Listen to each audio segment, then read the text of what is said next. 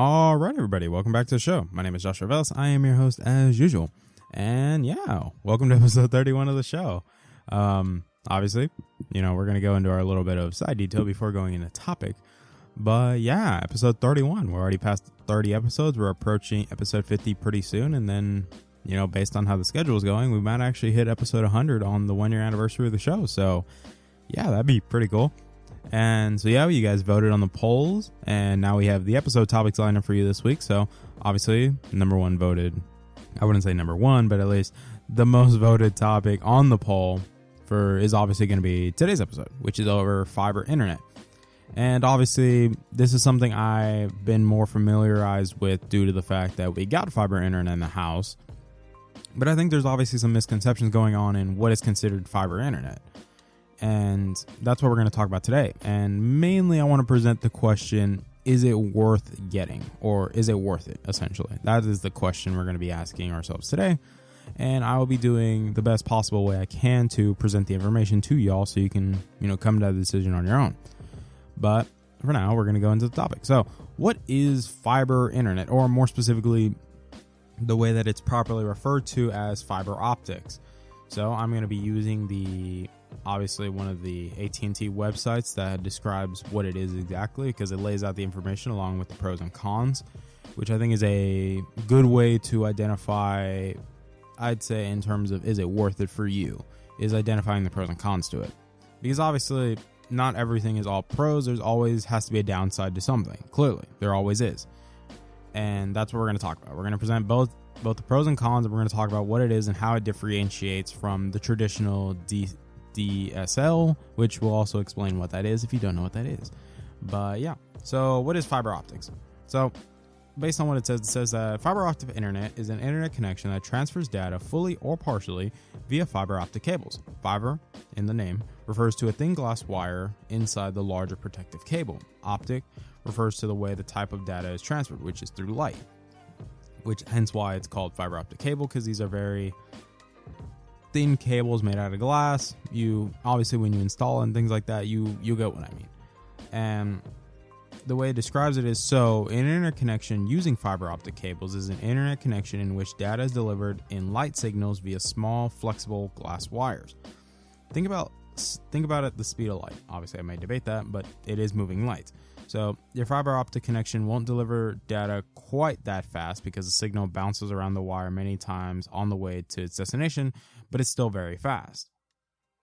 And obviously, I'm very familiar with that because I'm very familiar, if I don't know, maybe some of you guys have heard it or not, but Google Wi-Fi. Google Wi-Fi was initially the most popular in sense of bringing gigabyte Wi-Fi to people's houses, because when people think of fiber, they think of that, which was fiber in terms of gigabyte, that it only comes in gigabyte. And personally, I was wanting gigabyte Wi-Fi in our house for the last 2 years now, when it was initially announced, when AT&T was gonna, well, not AT&T, but Google was going to bring it to Dallas. Obviously, Google brought Google Fiber to Austin and San Antonio, but due to some things from AT&T and Spectrum not wanting that, because obviously it kind of ruins their competition market, they couldn't bring it to Dallas. They're still trying to bring it here, but I think it'd be a good shift for a lot of people. It's very popular, very affordable option, $80 a month for it. They give you all the equipment. It's only $80 a month. And yeah, I think it was personally, that was my first exposure to fiber internet. And I know a lot of people, when they think about it, they mostly refer to those videos about it. But it kind of made sense why AT&T didn't want it here, especially because what they ended up doing, which is with their own fiber. The only difference is AT&T split it a different way, which was they gave you fiber internet, but in increments you can either choose up to 100, 300, or the 1,000, and it's still fiber, so you would still get the full speeds. You get 300 up, or for example 300 up, 300 down. The 1,000 gigabyte plan, 1,000 up, 1,000 down, and then 100 to be 100 up, 100 down. So that kind of identifies what it really is, because fiber internet is more of focused on delivering signals a lot quicker, and obviously due to that data being moved a lot faster, you're able to receive better speeds overall and more consistent speeds, at least. But we have to compare it to the original DSL, which is, if you guys remember correctly, if you guys, obviously I think all of us have Wi-Fi in our house, but in your house, if you notice that little black cable that runs around, I'd say near the front of the house or depending wherever your internet box is located, that little black cable that connects to the box, that is what DLS is. And basically that is the way AT&T describes it based on the definition they provided. DLS is an internet connection delivered via telephone lines. The abbreviation stands for Direct Subscriber Line. Remember the good old days when internet via the phone line created the lovely dial-up tones and held the phone line hostage the entire time you were connected? DSL separates internet frequencies from the telephone, enabling users to be online and use the phone simultaneously. Telephone lines are made mostly of copper, so obviously the cables are made out of copper. While copper is an ideal conductor, data cannot travel as quickly via telephone lines as it can with fiber optic systems, which leads us to the pros and cons of the two. And obviously, yes, that is true. When you think about it, the optic cables, like the fiber optic cables, yeah, they're meant to travel light. They move light is what they're doing. Signals are moving in terms of light. While the traditional telephone line cables, which is the DSL, which is technology has been around for many, many years now, like over a century. It's already a very old technology, but very reliable, is what companies like Spectrum and other companies use. AT&T still provides their DSL service. Clearly they do. But they realize that the fiber market is kind of more popular, especially because of more people are aware of it and more people want that, I'd say, reliability that comes with fiber. And I think that's something we have to keep in mind is in terms of reliability, because we had Spectrum before we upgraded to the AT&T fiber plan, and we had them for 2 years. Obviously the speeds were really good. Obviously with the Google Wi-Fi router, we were getting 200 plus down very easily. It's just in the upload speed is where it was very lacking. And the upload speed is very important because, it's good to have a good download speed, but the upload speed is also very important in terms of people moving data, or actually in terms of viewing content. The upload speed is what actually is the most important, realistically. And I think that's what some people tend to forget is that, yes, the download speed is really good for downloading things a lot quicker. But when it comes to streaming content, you also need a reliable upload speed as well. And I think that's what a lot of people forget. And that's something that DLS has very, I'd say, noticeable restrictions placed on it, because it's able to move download speeds very well, but the upload speeds seem to be very hindered, where fiber doesn't really have that issue. So you actually get the perfect balance. You're actually getting your full signal up and down no matter what with fiber. Obviously, fiber speeds can vary because of, obviously, you should probably use it with an Ethernet cord, because to think that you're going to get 100 or gigabyte Wi-Fi over wireless is absurd, because you're realistically not going to get that. You're not going to get anywhere near that. Let's be honest here for a minute. But that's kind of leads into the pros of it is, I think one thing I do agree with what AT&T did was separating the fiber plans and making them, splitting them up so that everybody can get access to fiber but not get the full 1,000, because realistically, not that many people have machines that can support, 1,000 megabytes per second. They just can't. Like, only higher end, newer model machines can, realistically. Like, my laptop can, because, it has a gigabyte motherboard inside of it and everything, and all of its parts are very new. And obviously my Xbox can as well, because the Xbox and the PlayStation 4 were designed with the download. Obviously, they're not going to take full capability of the upload, but the download they can at least. And obviously your cell phones, newer phones, obviously they'll be able to get very good signals on Wi-Fi, but, that's also another thing. And I think another benefit that comes with the fiber is that it's a dedicated server compared to DSL, which DSL, like I said, it is used with the telephone lines. So the telephone lines, obviously, yes, a lot of people use the telephone lines. It's still connected to the community. Like, you're all on one server, treat it like that. You guys are all on one server. Well, the fiber actually gives you your own server. And because of the dedicated server, you're going to be more consistent with speeds, at least. You're going to have better speeds in comparison to people around you. And that's realistically how that works. Obviously, another benefit to it, since it is a dedicated server, when, say, the power goes out or there's a Wi-Fi outage, you guys will be the first in line to get your Wi-Fi back. Clearly, if there's an outage in your neighborhood and it affects everybody, then you'll be the first one because you have a dedicated server, that's a benefit that comes with the fiber. Obviously, yes, there are drawbacks to it. One of them would be the cable is, like I said, since it is a glass cable, it is very fragile. It's very flexible, but it is fragile. So that's something you have to be very mindful of. And I think another drawback comes with price and availability. I think that's a pretty big drawback.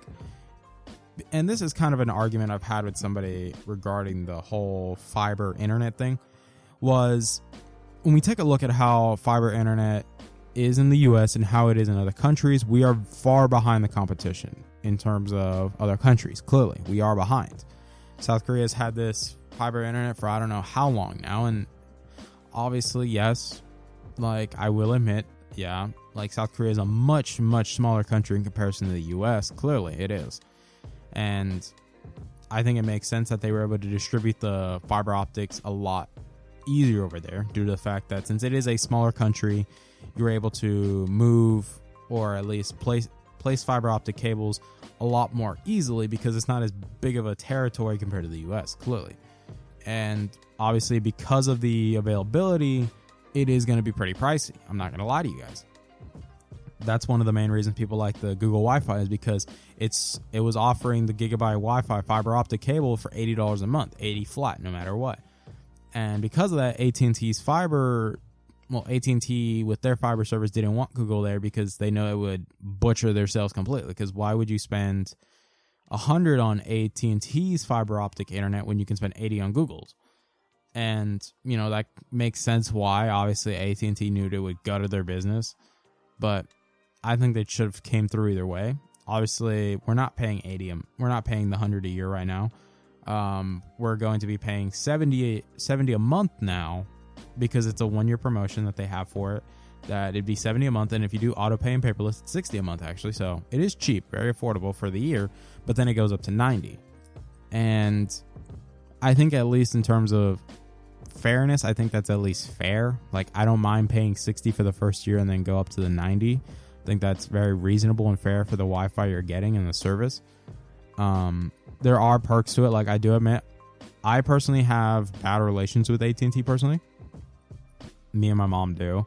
And, it kind of stung a little bit that we went back to them for the Wi-Fi, but I do admit that the fiber internet is a good addition to the house because even then we can downgrade to the 300 megabytes per second. And then, we would just use the AT&T gateway that they gave us because the gateway is a router / modem, which is what all fiber internets do, is they give you this little box that works as both.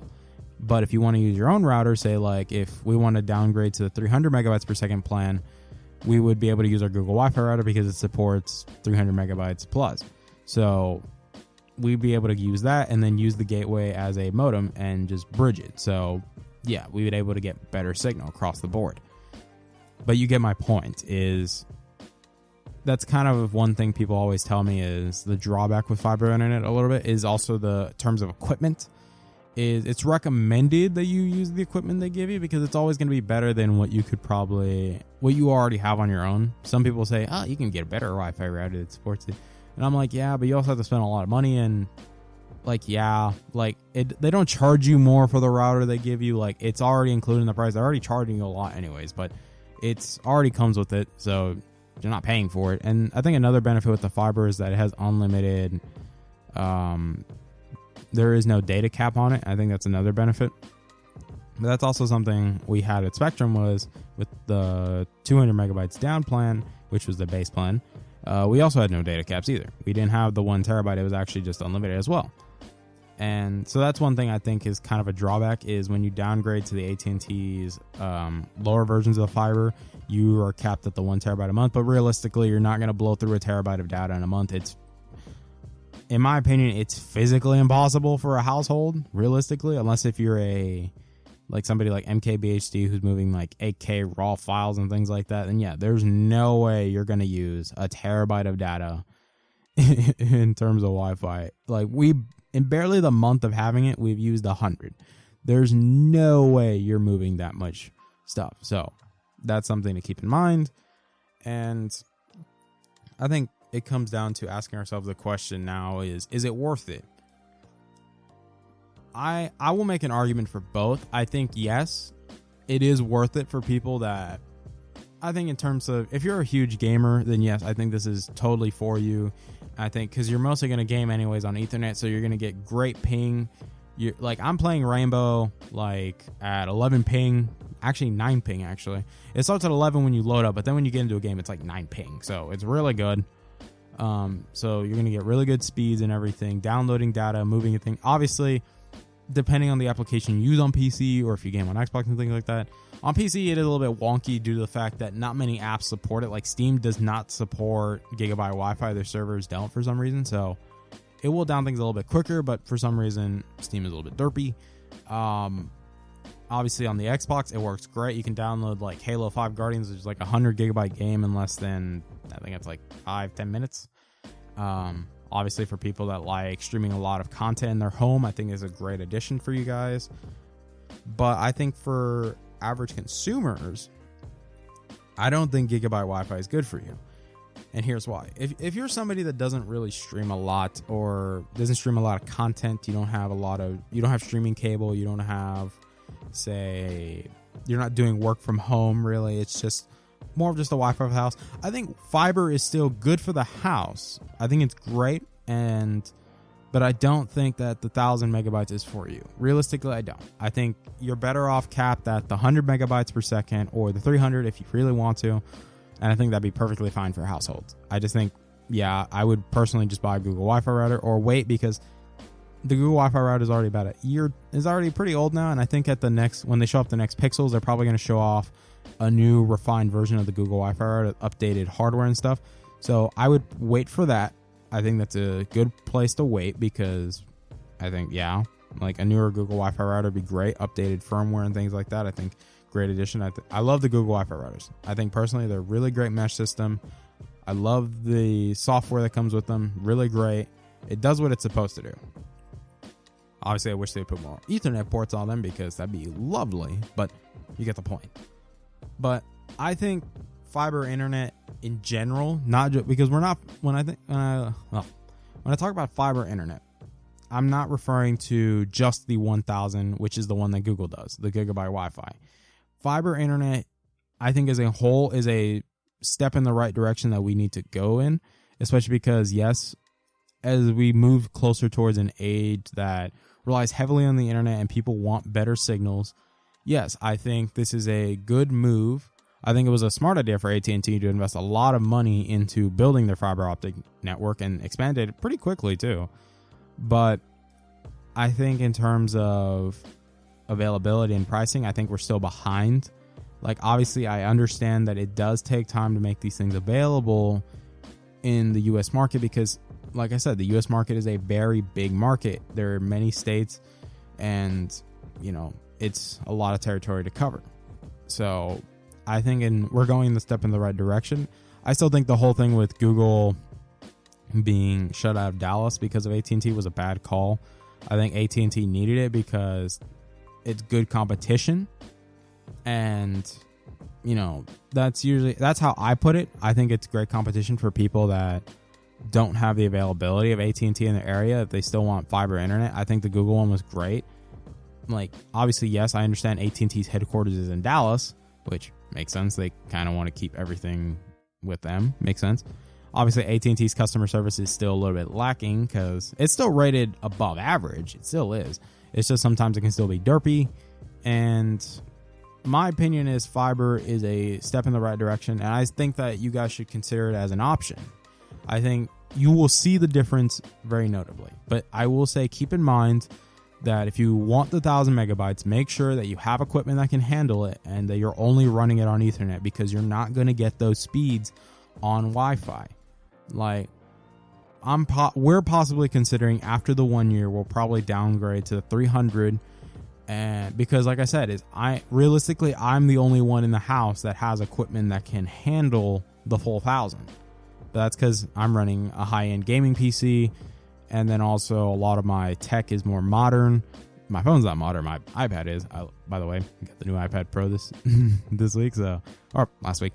Love it to death, but that's not the point. But that's my opinion on it. Do I think it's worth it? Absolutely. I think fiber internet is a great transition for the U.S. market. I think that we're going to see how companies like Spectrum react to this, especially because Spectrum has been very complacent in implementing a fiber internet connection. I think that they should still keep their DLS, but I think that they need to invest a lot of money into a fiber network because people want better uploads. And the fact that DLS just can't provide that is what leads a lot of people to switch to AT&T. Obviously, yes, I still have, sour relationships with them due to a lot of the billing things that go on with them. But I still think that, for people that really want better internet, I think fiber is a good choice for you guys. Like, I have friends that have fiber. Like, when I play with my friends Dylan and Cameron, obviously Cameron was the one who came on the show and we talked about Cameron came on the show when we talked about it wasn't the NASA. That's not the NASA one. But I forgot. I'm sorry, Cameron. I know you're listening to this, but I'm very sorry about that. I forgot the episode. But Cameron and Dylan both have fiber internet. Dylan has the 100 megabytes, and then Cameron has the same 1,000. So me and Cameron get similar speeds, and we're always arguing because, we're missing 40 megabytes out of our 1,000 megabytes. People are like, bro, you guys suck. But that's my point. That's my opinion on it. I hope you guys enjoyed the episode. I know this is a very newer topic for me, especially because, like I said, I was pretty familiar with it, but then I became more familiar with fiber internet when I got it and saw how it really is. And I think it's great. I like it in the house. Obviously, I've had some little billing issues with AT&T, but we fixed those things. It's just they messed up a little bit on our initial bill. But we're having that fixed for the next coming bills, clearly. So far I'm really liking it. I'm always going to give you guys updates on the show and, personal thing updates too, of what goes on in the house, because obviously, like I said, I'm more of a very open person with talking about what goes on in my personal life. Like, I'm kind of an open book. So I hope you guys enjoy this episode. Thank you guys for coming back and listening. I really appreciate it that, you guys keep listening to this stuff, and it makes me happy. But, one thing I will end up doing that I am considering, and I'm going to leave a poll on it when this episode goes live, that I'm going to ask the question, do you guys think that I should get rid of the early benefit perks that come with the Patreon backers, that they get the episodes early? Because obviously it's depending on the episode or how big the episode is, I always tend to do normal episodes. I do like a day early, but then really big episodes, I would always drop them like at least 5 days early. So do you guys think that I should get rid of the Patreon backer thing? Well, not get rid of Patreon backers to completely, but remove that benefit and just open it as a donation. Just that if you're interested in supporting the show, you can go to the Patreon support. You can donate as much as you want. It's up to you. Like, obviously the starting bid is just $2 a month. If you guys are wanting me to do that, then I'll leave a poll and you guys can vote your opinions or share your opinions, really. But until then, guys, I thank you guys for listening to the episode. I love you guys to death. You guys have yourselves a wonderful week. Well, wonderful week. And then I'll see you guys on Friday. So thank you guys for your time. I love you guys.